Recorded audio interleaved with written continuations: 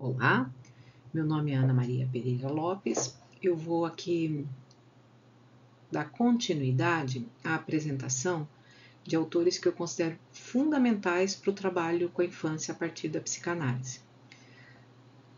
Quando eu me refiro aqui ao trabalho com a infância, a princípio é o trabalho clínico, né? Um trabalho onde temos aí alguma situação de dificuldade no desenvolvimento da criança, não dá necessariamente para falar em sofrimento da criança, mas dificuldade do desenvolvimento da criança, que é um tipo de sofrimento para a criança ou para os pais, enfim. Mas também o que eu vou apresentar aqui é muito importante e interessante para as pessoas que vão aí se dedicar ao cuidado de uma criança, seja no âmbito da educação, da pedagogia, mas também do cuidado maternal, paternal, parental, ok?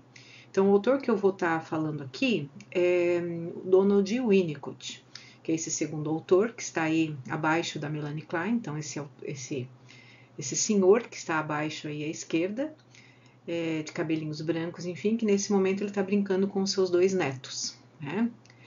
Acima está a Melanie Klein e à direita está a Françoise Dolto, que eu vou estar falando oportunamente em outro vídeo. O Winnicott, ele tem como eu estava dizendo, o Winnicott tem uma obra bastante vasta. Aqui estão indicados alguns dos seus principais livros. Eu queria dar destaque aí ao livro da Pediatria à Psicanálise, né, onde ele reúne textos fantásticos das reflexões que ele fazia no atendimento às mães, aos pais, quase sempre às mães e às suas crianças, inicialmente como pediatra, e situação da qual ele não se furtou a ver também a dimensão psíquica, né, do desenvolvimento dessa criança e na relação com a mãe, enfim. O ambiente, os processos de maturação, um clássico dele, né, o segundo que está ali, o Brincar e a Realidade, onde ele faz aí o seu percurso sobre a importância do brincar. O que eu vou estar apresentando então é com base nesse livro, né, o Brincar e a Realidade, mas também com base na contribuição de um texto organizado pelo Násio, em que ele reúne as contribuições de diferentes autores, dentre eles o Winnicott. Então, o que eu vou estar falando está em torno desses textos, mas eu sempre mostro a capa dos livros para dizer que essa obra é vastíssima. Quem foi Donald Winnicott? Né? Ele nasceu no interior da Inglaterra. Assim como Melanie Klein foi assim fundamental na formação dela, a relação com Ferenc, seja como analista, seja como debatedora de casos e tudo mais, para Winnicott foi a própria Melanie Klein, uma figura bastante importante enquanto promotora de ideias que mudou, né, o seu percurso dentro da pediatria. Ele fez supervisão com ela, depois mais tarde a Melanie Klein analisou a filha dele e a esposa dele, enfim. O Winnicott, ele fica ali num grupo intermediário, né, inicialmente intermediário entre os anafreudianos, né, que não viam a perspectiva da analisabilidade das crianças, e os kleinianos, né, que entendiam a possibilidade de compreensão e interpretação da angústia através do brinquedo. Tanto que a gente vai ver mais à frente, eu vou apresentar para vocês, que ele faz uma outra perspectiva do trabalho com o brincar.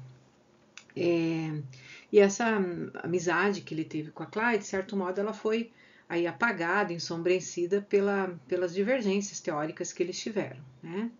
Uma coisa que é interessante e talvez seja possível ainda recuperar no YouTube, enfim, é que o Winnicott, assim como o Françoise Dolto e outros autores da época, eles fizeram várias transmissões de programas de rádio sobre o desenvolvimento da criança. Então, nos anos 60, isso era bastante solicitado, enfim, e muitas das suas produções advêm também da participação nesses programas, respondendo a questões, enfim, de estudiosos, de pais, de mães, enfim. Então, caracterizando um pouco a obra de Winnicott, né?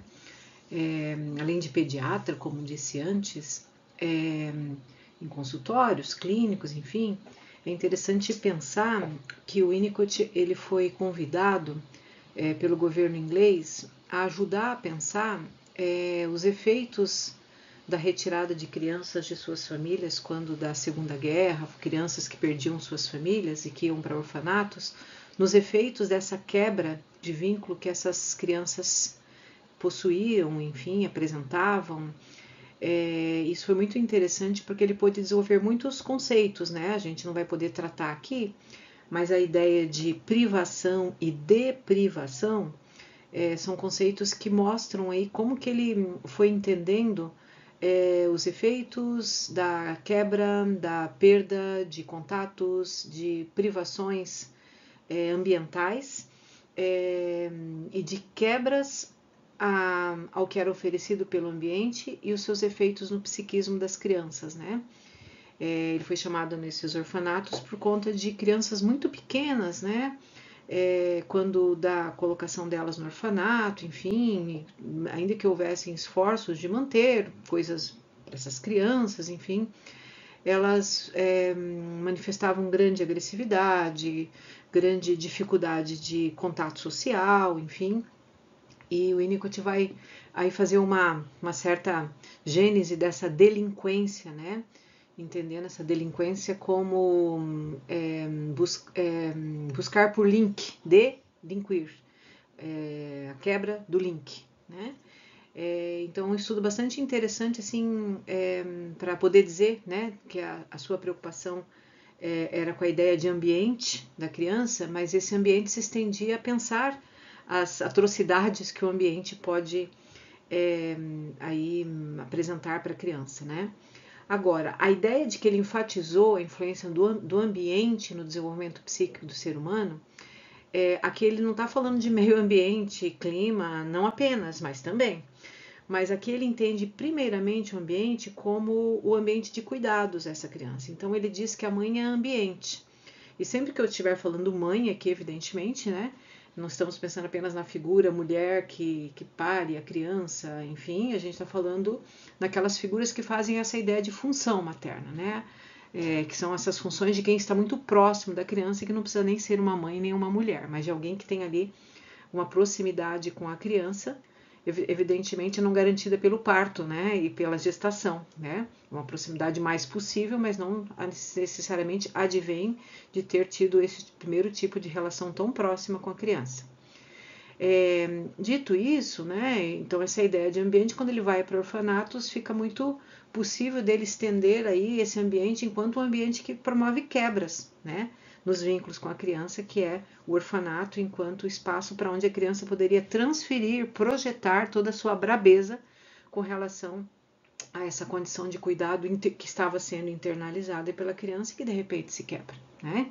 Então aqui a gente vai fazendo um certo link também com o que a gente viu ali, com a internalização de objeto, enfim, que a gente viu com a Klein.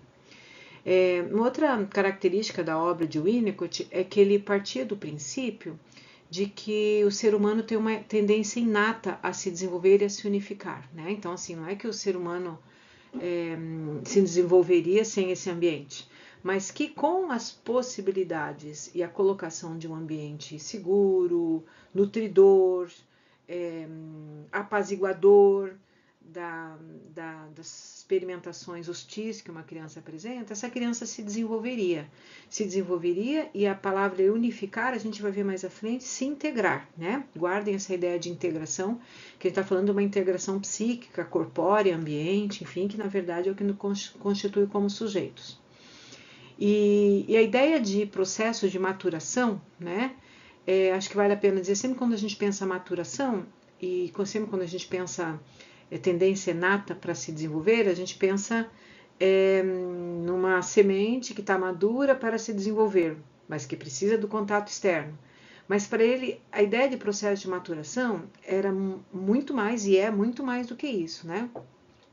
A ideia de maturação para ele é física, mas ela também é psíquica articulada a esse físico, né? Eu diria que o Winnicott ele foi bastante contribuinte para a ideia de epigênese, né? Que é a ideia de que o ser humano ele tem, enquanto bebê, condições possíveis aí para o desenvolvimento, mas isso precisa advir de um externo. Então, a ideia disso é que vai levar, desse externo, possibilitando os processos de maturação, é que vai levar à formação, evolução de um eu, e depois essa pessoa poder ter aí toda a sua condição de relação com o social, as relações morais, enfim, que estão conferidas aí por uma ideia de um super-eu via de regra. Então, a saúde psíquica advém desses processos de maturação, e como eu disse, né, a figura materna, né, quem faz essa função é que vai estar ali muito próxima inicialmente e sobre a qual o Winnicott se debruçará bastante sobre esse papel, né. Uma cena, né, retratada nos textos do Winnicott, acho que é no texto da Pediatria e Psicanálise, se não me engano, ele vai falar sobre a observação da espátula, né? É muito interessante que ele, nessa ideia do processo de maturação, né, o Winnicott tem aí registrado atendimento de milhares de casos como pediatra, e como pediatra olhando essa dimensão dos processos de maturação, que tem a ver com vínculo, que tem a ver com os cuidados, enfim. E tem o relato, né, de que ele observava muito desse processo de maturação apenas pelo modo como essa criança se comportava com relação a uma espátula que ele deixava sobre a mesa no consultório. Então era mais ou menos assim, era uma espátula de uma dada cor. Essas espátulas, hoje elas são colocadas, são de madeira, né? Que abre a boca e vê o que tem dentro da boca, garganta e tal. Mas ele deixava ali uma espátula, que à época era de metal, de uma cor diferente da sua mesa, e ele observava que contato essa criança tinha com a espátula se ela já tivesse alguns meses, né? Então, se a criança olhava para a espátula e tinha uma quantidade de meses, isso significava algo no processo de maturação. Se a criança tinha um pouquinho mais de meses e pegava a espátula na mão, significava uma outra coisa. Ele ia vendo esse processo de desenvolvimento maturacional no modo como essa criança brincava, usava a espátula, né? Por isso que a gente costuma dizer assim que não é tanto o brinquedo, é o uso que se faz dele, né? E se essa criança pegava a espátula, olhasse para a mãe, então ela já tinha ali uma noção de outro, ela já tinha uma noção de regra, ela poderia pegar essa espátula, ter 1 ano e meio de idade, bater a espátula e não olhar para ninguém, significava uma outra coisa. Então, assim, acho que essa brincadeira que ele proporcionava à criança no consultório, né, diz muito dos usos dos brinquedos, né, como estímulo à criança, e também do modo como a gente pode se relacionar com a expressão da criança através do brinquedo, né? Eu acho que vale a pena dizer que os conhecimentos de Winnicott enriquecem muito o trabalho de cuidado, enfim, a observação do cuidado, como eu disse lá no início. Agora, é bem importante pensar que muito do trabalho de maternagem, de cuidado de uma criança bem pequenininha, a rigor, ela advém de uma dimensão intuitiva, né? Eu diria que todos nós, quando olhamos para uma fotinha, né, de criança como a que eu coloquei na lâmina anterior, tem ali uma inspiração para o cuidado, tem ali a noção e a sensibilidade que ali exige um cuidado. Esse cuidado requererá um tipo de comunicação pré-verbal, que não passará para a criança dizer o que ela precisa. Esse cuidado precisará para a gente se adiantar ao pensar que aquela criança precisa, toques sensíveis, tudo isso de um modo intuitivo. Eu diria que o grande humano, o adulto humano, salvo se ele narcisisticamente não está prestando muita atenção em si mesmo, ele está pronto para fazer por uma criança, né? Acho que a obra de Winnicott já enriquece o mundo dessa relação, ajudando a gente a ver quando isso tem dificuldade, mas também potencializando quando isso já é uma potência no cuidado da criança. Então, seguindo mais em frente, uma contribuição importante colocada por Winnicott é a identificação da importância de 2 momentos no desenvolvimento infantil fundamentais para poder pensar o desenvolvimento de adulto, as dificuldades e potencialidades da criança, que é a fase que ele vai chamar de dependência absoluta, em que há uma relação com o meio, onde o meio precisa fazer toda a função para a existência daquela criança, e a fase de dependência relativa, onde esta criança já vai ter, por ter tido atendimentos na fase de dependência absoluta, possibilidades de interação com o meio. Então, se a gente olha essas 2 figuras, né, a primeira delas, ilustrando ali a fase de dependência absoluta, onde há a mão fora, né, totalmente indicando ali que o cuidado com esta criança está nas mãos destas mãos, né? Enquanto que na segunda figura a criança está ali sentada, olhando para alguém, talvez tenha 8, 9 meses e está em interação com o meio, reagindo ao meio, provocando o meio, enfim. Aqui a dependência relativa vem falar disso, né? De que a criança ela já tem uma noção da interação dela com o meio.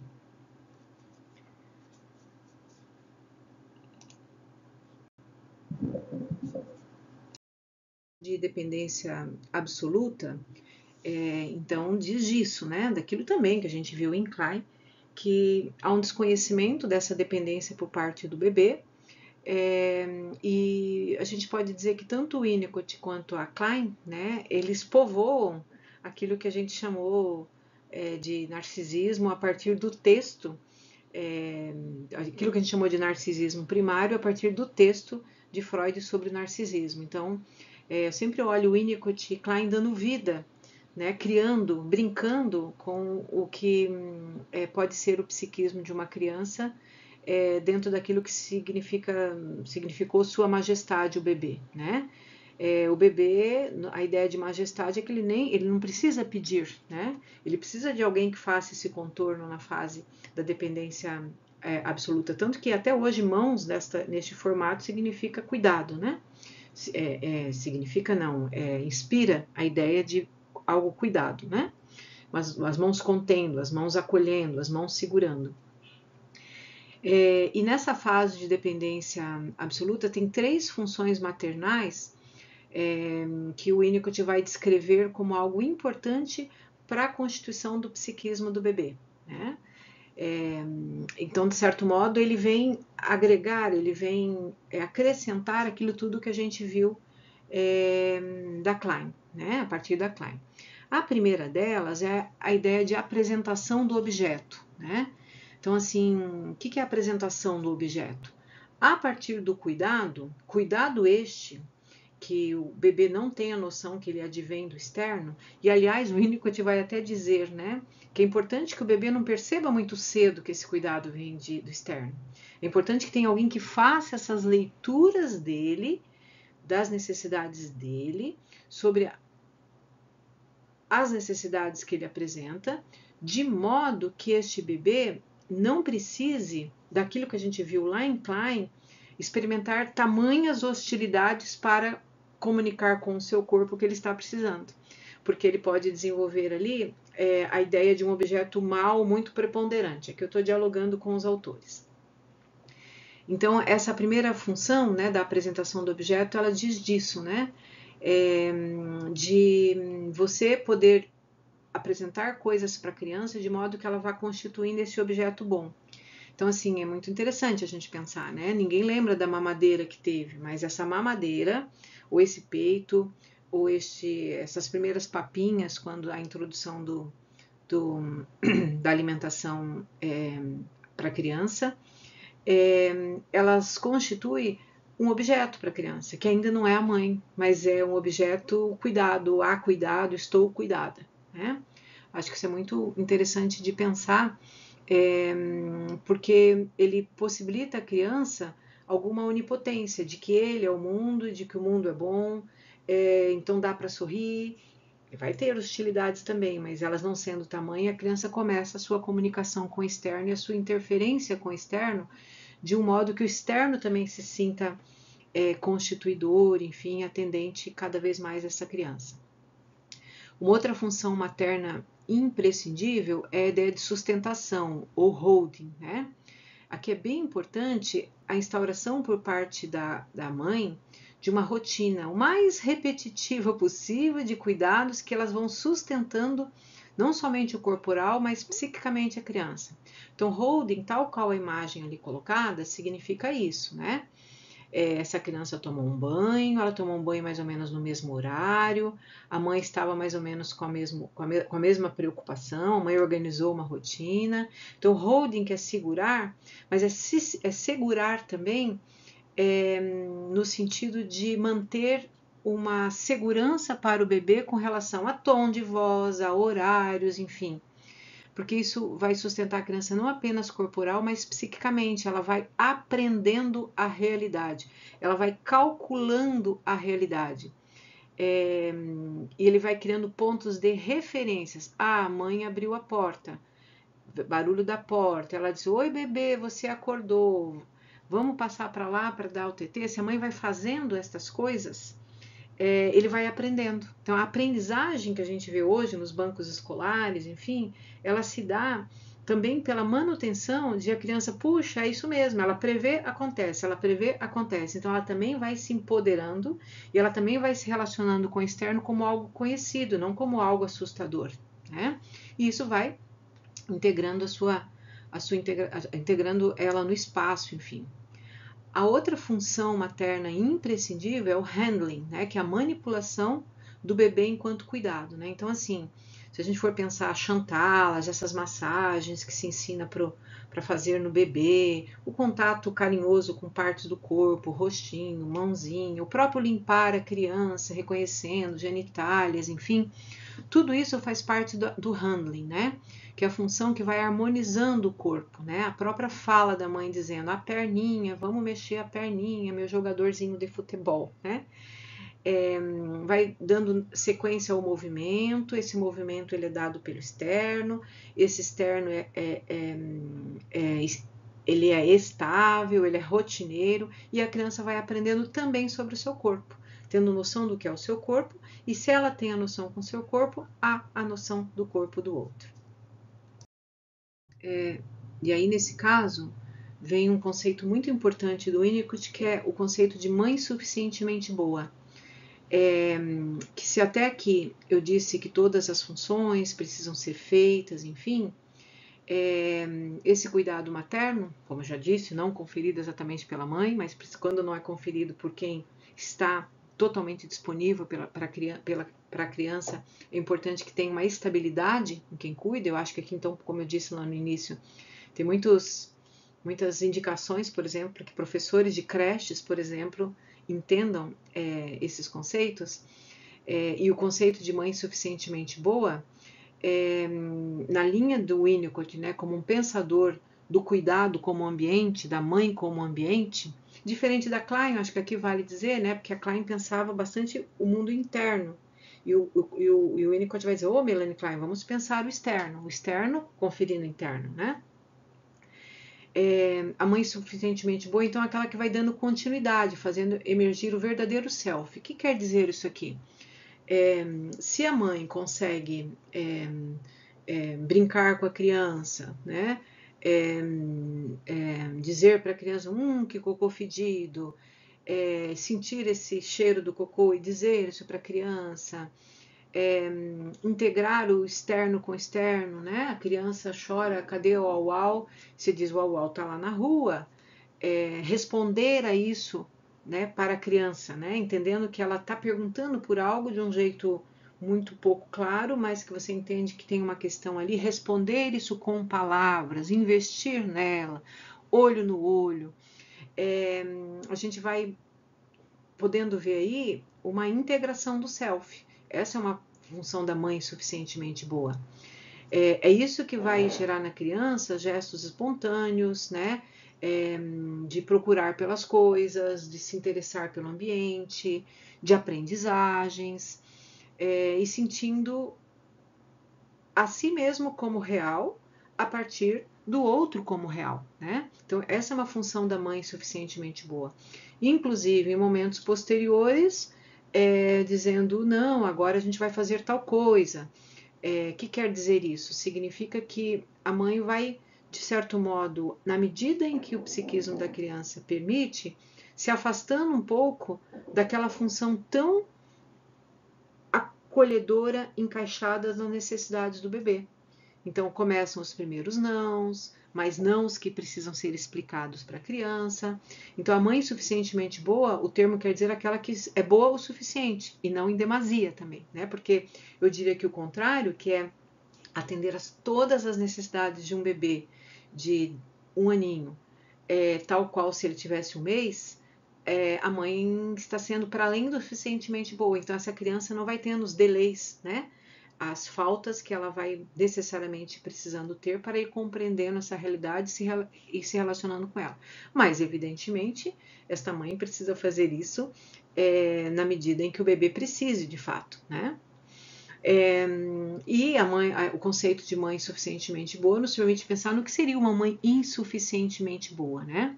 Então, aquela que não tem capacidade de se identificar com as necessidades do filho, então ela, em vez de estar preocupado com os gestos espontâneos do bebê, fazer a leitura deles, responder a eles nas necessidades do bebê, ela substitui pela sua necessidade, né? Sei lá, pegando aquele exemplo da espátula, né?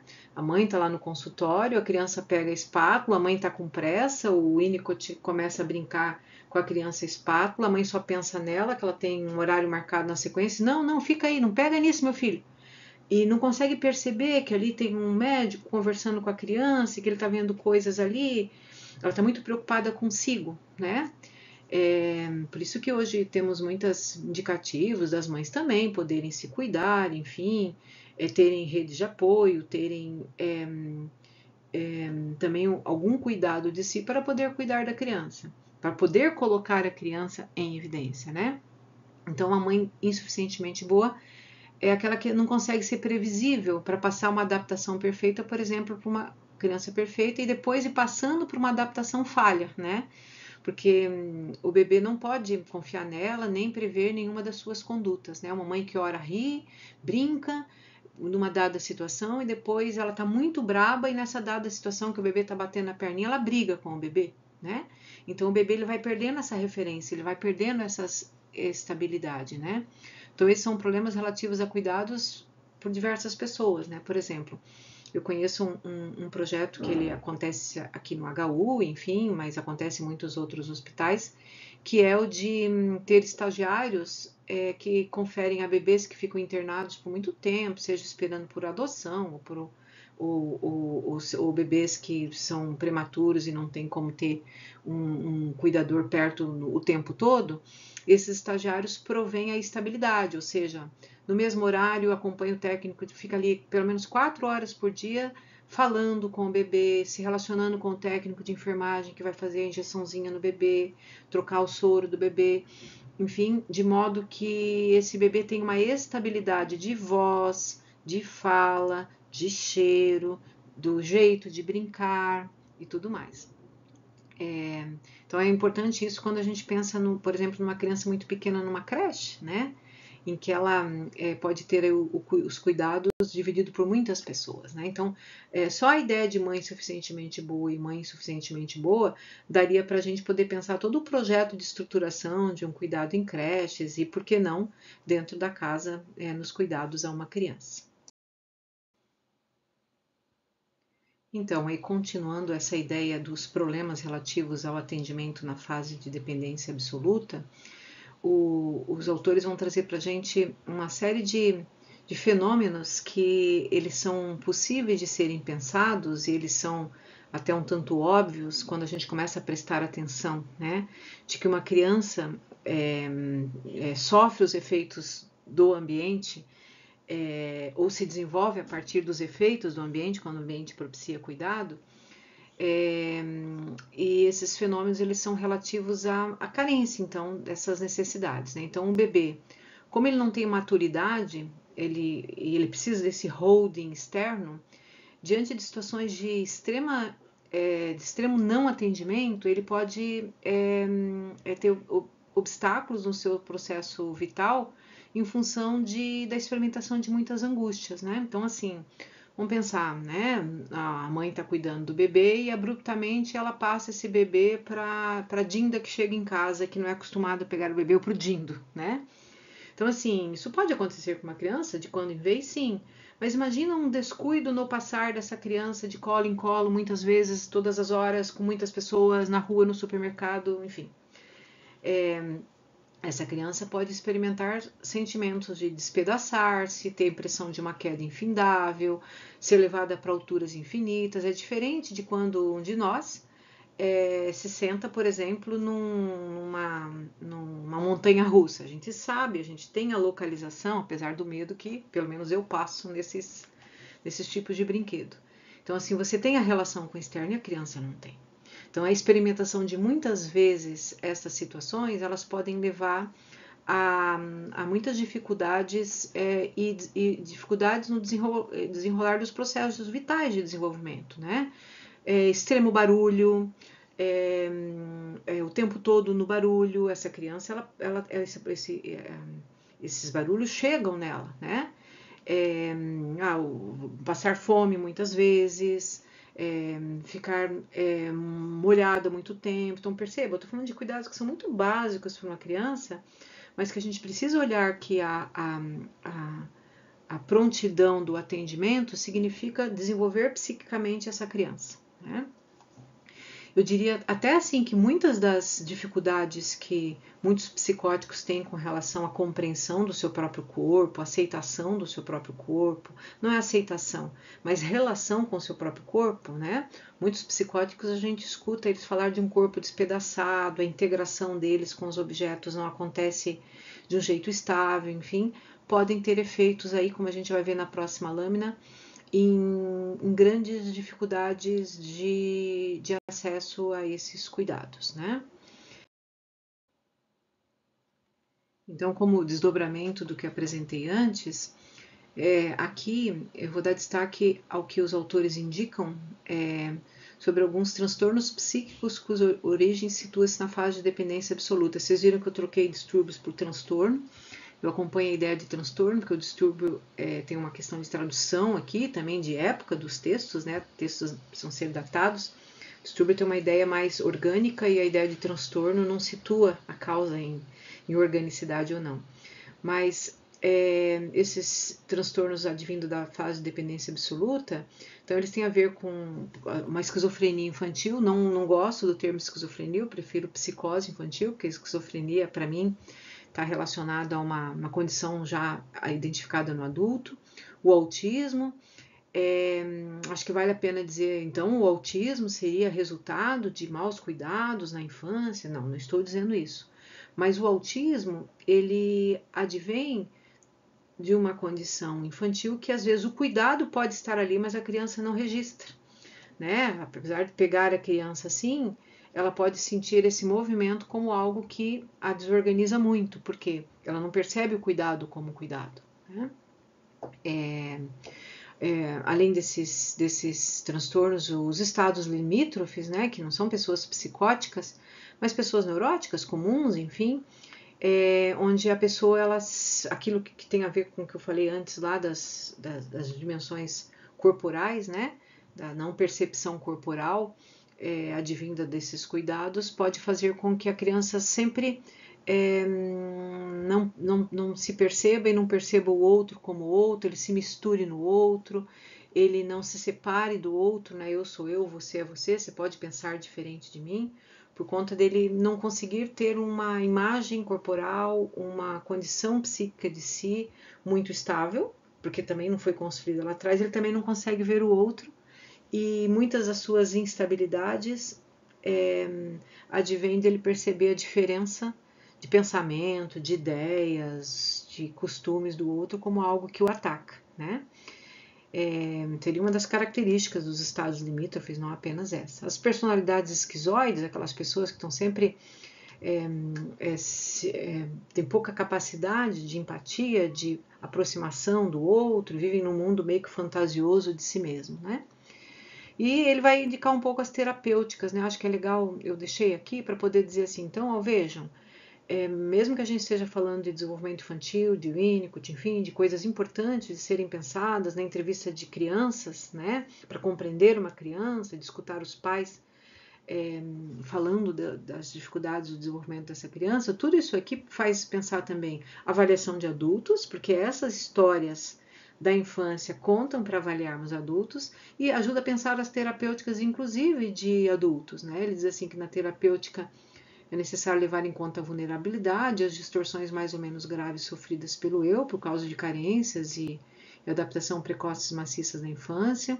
É importante o terapeuta promover o holding, né? Assegurar esse paciente a escuta, a compreensão e na medida que isso seja possível, essa pessoa pode depois se apresentar para um processo analítico mais clássico, enfim. Vamos lá. Então, e na fase de dependência relativa em relação ao meio, né? Essa fase de dependência relativa ela se dá um pouco mais à frente. Eu vejo uma relação muito grande, né, com a ideia de ansiedades paranoides e ansiedades depressivas. Mas aqui o Winnicott vai continuar nos dizendo sobre a continuidade desses cuidados. Agora, levando em consideração que essa dependência, né, como coloquei a criança lá atrás, ela já está olhando, ela já está se relacionando com o meio, né? Com o meio. A criança, ela então se conscientiza de sua sujeição. Na primeira fase, ela não se vê separada, né? Ela está misturada. E agora ela tolera melhor as falhas de adaptação. Ela olha, ela pergunta, ela chora e vê reação, né? Tem aquelas famosas cenas da criança acorda no berço chorando, já procurando alguém. Então, assim, ela não é mais um choro onde ela experimenta grandes emoções, ela mesma é o caos dentro dela, porque ela não sabe que tem um externo aqui, ela já sabe, né? Então, ela tira proveito dessas capacidades, enfim. Então, essa realidade ela é separada e ela já consegue se antecipar aos acontecimentos. Então, aqui a mãe também já se desliga um pouco, né, de um processo de identificação, de ter que atender tudo, enfim. Mas ainda é muito necessário de que a gente está falando de uma criança de 8 meses, 1 ano e meio, enfim. Por isso que eu insisto naquela ideia de um autor que ele fala sobre os 1000 dias, né, a importância dos 1000 primeiros dias de uma criança. Mas de todo modo a mãe já pode ir retomando a sua vida pessoal, essa criança já pode ficar com alguém um pouco, enfim, a mãe vai então promovendo algumas falhas moderadas frente à criança, né? Então, assim, e o Winnicott vai falar dessa coisa das fases, e a dependência relativa ela só vai acontecer se a dependência absoluta for bem cuidada, enfim, né?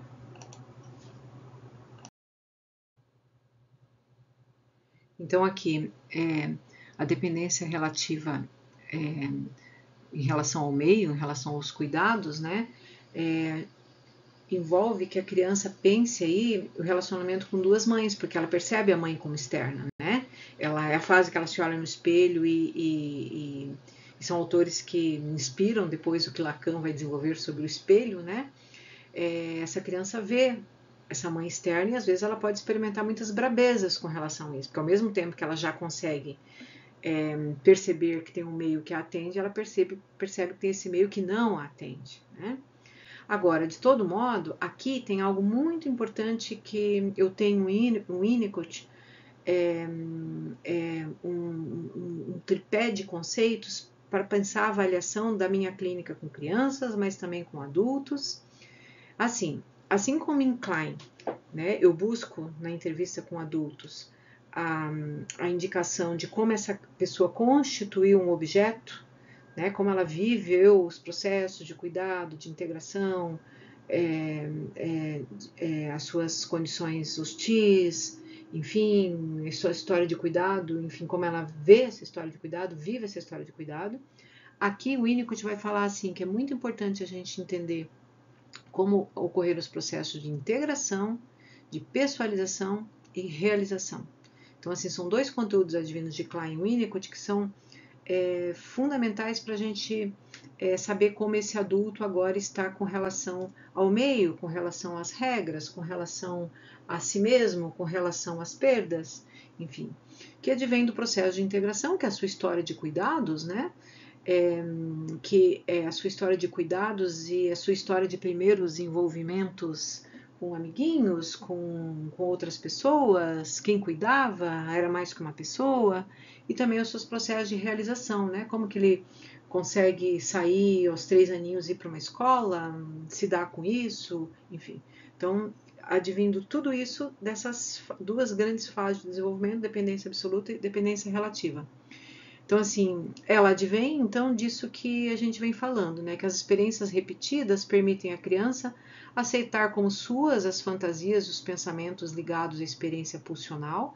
Então, assim, ela tem fome, ela vai entendendo o que é fome, distinguir essas fantasias e pensamentos do que acontece com a realidade externa. Ela chora, fica com fome, ou quer o brinquedo, ou quer o sorvete, enfim, com o acolhimento do adulto, fazendo ali o que a gente chama de, tem chamado hoje de regulação emocional, né? Ah, é vontade do sorvete, mas o sorvete caiu no chão, agora a gente está longe da sorveteria, mas depois a gente vai comprar outro sorvete, é triste mesmo, deixar a criança chorar. Olha aí um outro ajudando essa criança a desenhar a sua emocionabilidade no seu corpinho como um todo.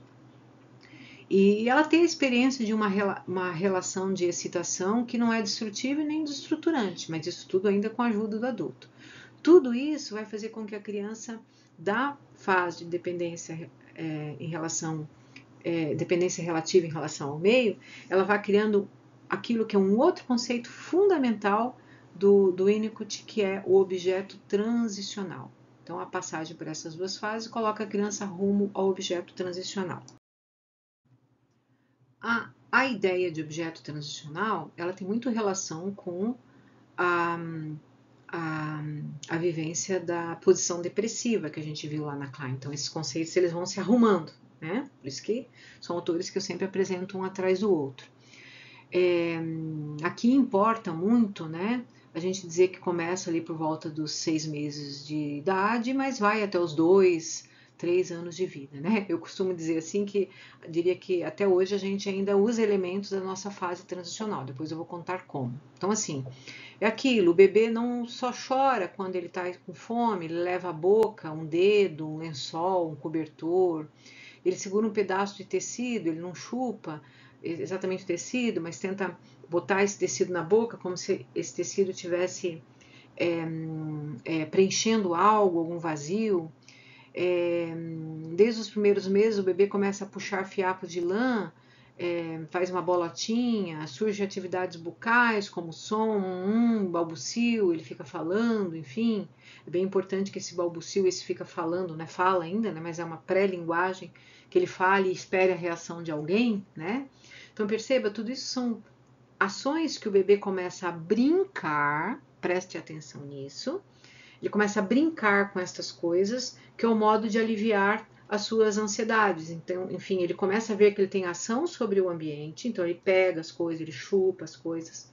E este brincar segura um tanto algumas ansiedades de se ver só, se ver separado, se ver não atendido, diferente da fase anterior, onde ele ficaria desesperado. Então, a noção de objeto transicional, ela tem a ver com brincar, ela tem a ver com criar, ela tem a ver com se perder, né? Tem a ver com perder a ideia de que eu sou o rei do mundo, mas tudo isso só foi possível porque alguém fez dela, né, Sua Majestade o bebê em etapas anteriores, né? Então, quando eu falo que a gente até hoje tem objetos transicionais, né? Quem não, né? Leva para a cama na hora de dormir, que é uma hora que a gente só dorme, que a gente consegue se sentir sozinho, algum tipo de ritual, né? Ou um livro, ou uma água, ou um tipo de almofada, um tipo de lençol, enfim, né? Isso é a presença de objetos transicionais ainda hoje. Quem vai viajar se sente inseguro e não leva uma coisa, um objeto pessoal seu, enfim, parece que aquilo dá uma segurança. São elementos dessa fase transicional que a gente passou um dia em viver em segurança de sermos separados de quem nos cuida. Então, assim, um pouco mais sobre a eleição desses objetos transicionais, né? Agora falando mais teoricamente, ele é um espaço intermediário entre a realidade externa e interna, né? Tem um pouco de realidade interna e externa. Ele é um amortecedor no choque ocasionado pela conscientização de uma realidade externa, como eu já falei antes, de coisas, de pessoas, enfim. Ele protege contra a angústia, porque representa a mãe, o seu aparecimento significa que a mãe foi suficientemente boa, né? Senão ele nem elegeria esses objetos. Então é muito comum também os pais reforçarem esses objetos, né? Eles vão viajar, eles levam o ursinho, eles vão mandar a criança para casa da Dinda, leva os brinquedinhos da criança. Então perceba que tem um tanto daquela intuição também de ir identificando essas coisas na criança. Significa uma comunicação muito legal desses pais com essa criança.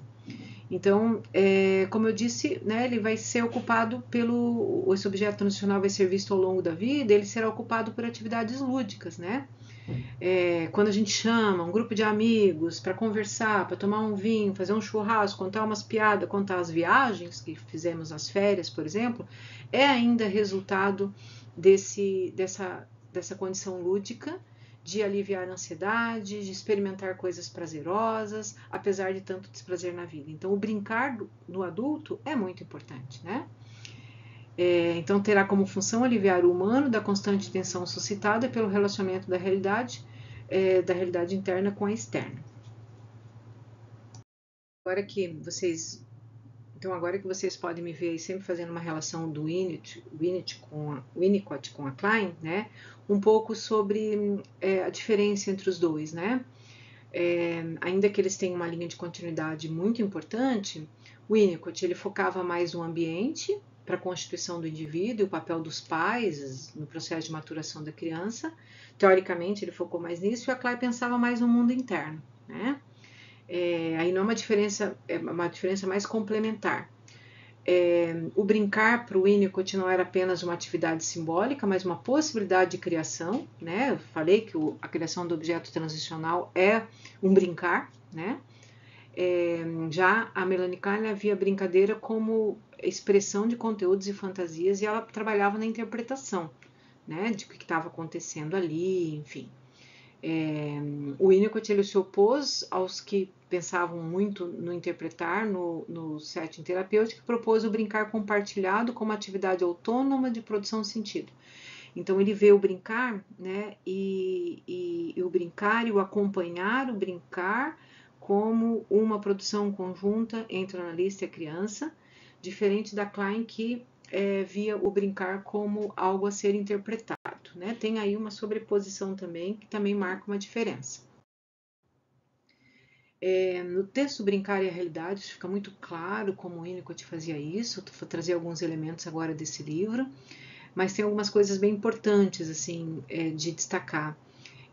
Que a brincadeira ela é universal e é o que apropria a gente à saúde, né? Ela é própria da saúde.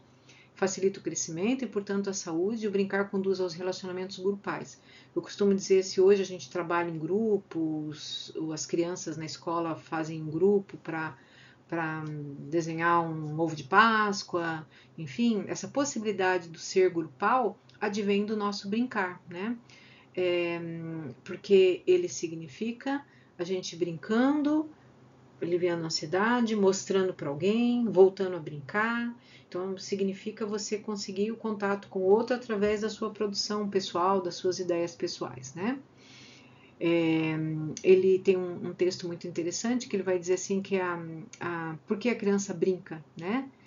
A brincadeira para expressar agressão, adquirir experiência, controlar a ansiedade, estabelece atividade social como integração da personalidade e por prazer. A gente brinca para mostrar, a gente brinca para brincar, para aliviar ansiedades, e no desenvolvimento do brincar a gente brinca para mostrar. Então, brincar nos integra a si mesmo e nos integra a visão de outro, né? Eu diria que numa sessão analítica de adultos, né, pensando numa situação de um atendimento recente, alguém me conta uma ideia que teve, um livro que leu, enfim, e ele está esperando ali que a gente brinque, né? Ele acessou essa lembrança, porque traz para ele algumas ansiedades, traz para ele algumas questões, e ele espera que o outro, em algum momento, entre, que o outro entenda, mas a partir da produção dele, né? Por último, então, brincar não desaparece na vida adulta, né? Ali a gente tem uns pais e umas crianças brincando, então nessa brincadeira eles estão jogando uma bola, né?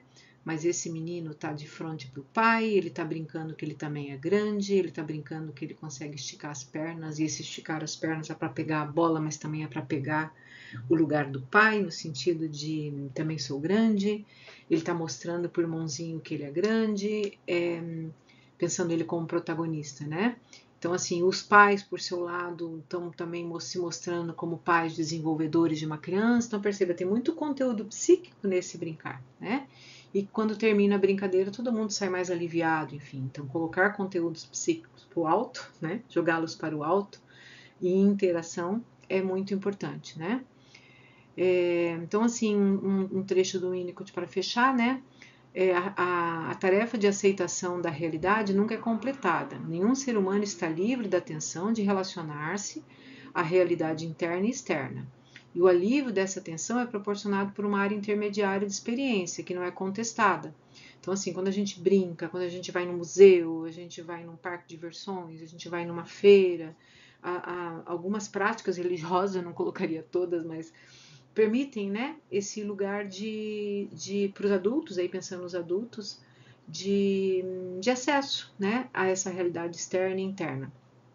Uma viagem, enfim. Essa área intermediária está em continuidade direta com a área do brincar da criança pequena e que se perde no brincar, né? Então, assim, é necessário que isso aconteça, né? Que aquelas crianças estejam perdidas ali no brincar, aqueles pais perdidos no brincar, mas perdidos no sentido de não prestando atenção à sua realidade psíquica, mas ela está ali acontecendo de modo que eles também acessem a realidade externa, que é a convivência em família, os desafios, os conflitos e tudo mais, né? Então é isso. Na sequência a gente vai ver mais uma autora aí fundamental para o trabalho com as crianças.